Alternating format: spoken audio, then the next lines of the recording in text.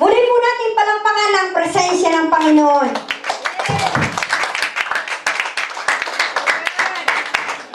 Hallelujah. Is everybody blessed? Amen. While we are singing, we feel the presence of the Lord. Amen. Hallelujah. Walang bago. Umulan kasi. Sila Sister Marilu, Sister Lulu, gusto ko pumunta dito kaya lang po umulan. Let's welcome the presence of the Lord. And we welcome the twin. Mga anak ng Panginoon, the children of God, can you come in front? And we will pray for you. Yes, we will pray for you. Ayan. Okay, let's praise and clap the hands to God Almighty. We will welcome to the Lord God. Hallelujah. Purihin po ang Panginoon at napakabuti po ng Panginoon dahil tayo po ay tinipon sa oras ito upang magpuri at magpasalamat sa Panginoong naglalang ng langit at lupa. Wini-welcome ko po ang lahat. Kamayan niyo po ang iyong mga katabi. You are welcome in the Church of the Lord. Hallelujah. You are welcome to beautiful Nigerian people. Children of God, you are welcome here in this place. Purihin po ang Panginoon. Hallelujah. At today po is third year anniversary ng Friday New Life Christian Ministry International. Pwede pong sa akin muna yung tip lang. Kaya na po yung hindi pong saglit na konting katahimikan at konting attention. This is the third year anniversary. To God be the glory. Kung wala po ang Panginoon, wala po ang mga lakas natin. Na patuloy na tayo pumupunta dito at tulong-tulong po tayo na nagpapagamit sa Panginoon. Kung titingnan po natin ang grace ng Panginoon, na mga pagod po tayo sa mga employer natin, ngunit po, nandito tayo every Friday. Tulong-tulong po tayo na maitaguyod ang gawain ng Panginoon, kaya po nagkaroon ng third year anniversary. It was 2007, December din po, kagaya po na ganito. Ito po yung nag-start ng dalawang outsider. They are Catholic. Catholic po.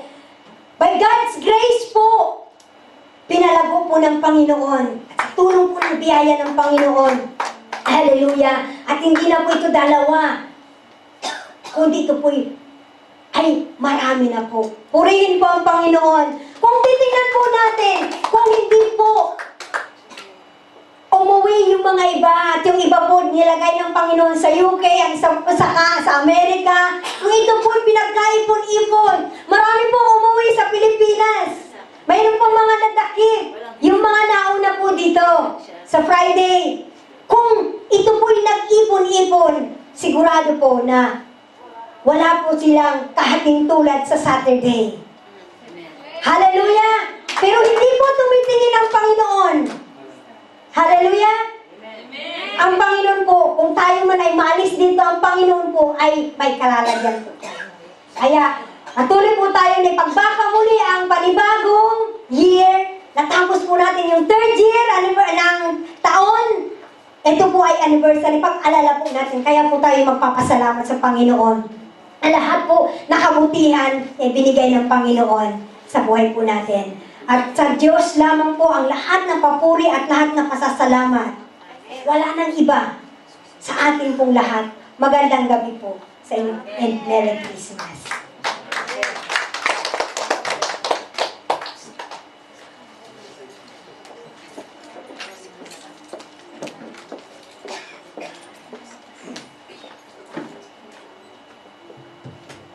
Praise God. Handa na po ba tayo magbigay sa ating Panginoon? Amen. Bago po ako mag-konting exhort lang, natandaan ko po na bilang isang Kristiyano, pwede mong balikan, no? Kung kailan ka nag-start about giving sa ating Panginoon. 1991, 3 months pa lang akong born again. Narinig ko na about tithing sa mga pastor. Then, sa mga verses, na-convict ako, Lord, sabi ko, ito pala yung conviction ng Holy Spirit. Then, natandaan ko po na nag-work pa lang ako noon sa Cousin Kerry sa Bundeya po. Bali, sales lady lang, no? Isang maliit na imported mga television na malalaki. Ang sahod ko lang doon is 800 pesos a month. Ang tithes ko lang is 80. Then, 1993, lumipat po ako ng ibang work. Bali, na-promote naman po, nasa forwarder naman po ako nag-work. Yung nag-deliver ka sa mga packages, hindi siya international, kundi Metro Manila lang. Ang sahod ko lang noon is 2.5. Bilang isang secretary, telephone, mag-receive. Tumaas. Ang tithes ko po ay tumaas, no? 1993. Then, 1993 to 1996, na-promote naman po ako, lumipat ako ng ibang kumpanya bilang isang secretary. Na-promote po ang sahod ko, 3.5. 1996, tumaas yung tithes ko. Then, 1997, bali, na-promote naman po ako, lumipat po ako sa what we call this, yung realty and construction. Ang sahod ko po ay 6,000. Bali, assistant ng boss ko, 6,000. Tumaas yung tithes ko.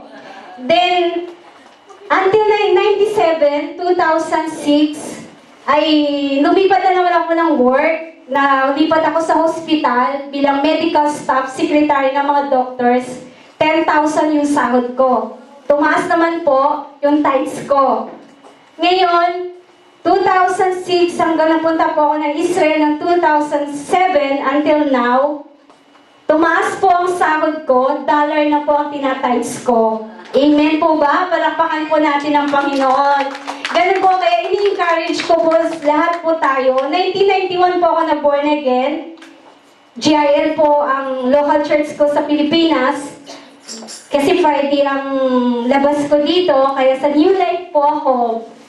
Dito po ako, dinala ng Panginoon. Ngayon, sabi nga ng ibang mga kapatiran doon, ay dapat doon, kasi naka-computer kami doon sa GIL, yung tithes, kasi may envelope kami doon. Then sabi ko kasi, dito ako dinala, dito ako kumakain, dapat dito ako nagbibigay. Ibig sabihin, kahit sa ang church, continue kang magbibigay sa ating Panginoon. Wala yun sa church, basta faithful kang nagbibigay sa ating Panginoon. Then, basahin po natin yung John 2, verse 1 hanggang 11. Ito yung first na miracle ng Panginoon sa Canaan, yung wedding. Sabi nga, ito yung ating portion. Angkinin po natin yung miracle, no? Nagmo-multiply.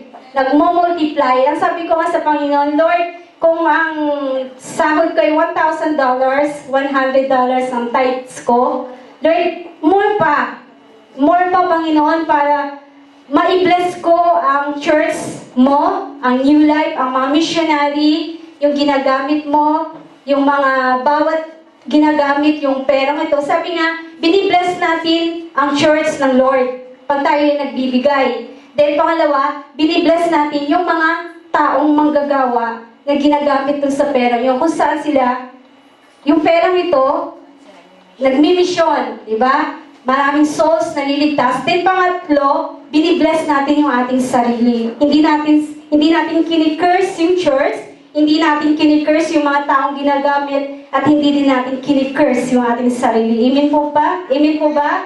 Kaya yun po, ini-encourage ko po na pag tayo po ay $1,200, $1,600 ang ating masweldo until $800, ibigay po natin ang buo. Huwag po natin sabihin, hati muna po, Lord. Hindi po yon, buo. Hindi natin pwedeng sabihin sa Panginoon, Lord, maraming gastos, marami pong dapat unahin. Ilagay po natin sa isip natin kung halimbawa ay sa Pilipinas kailangan ng anak mo ng tuition fee is $600.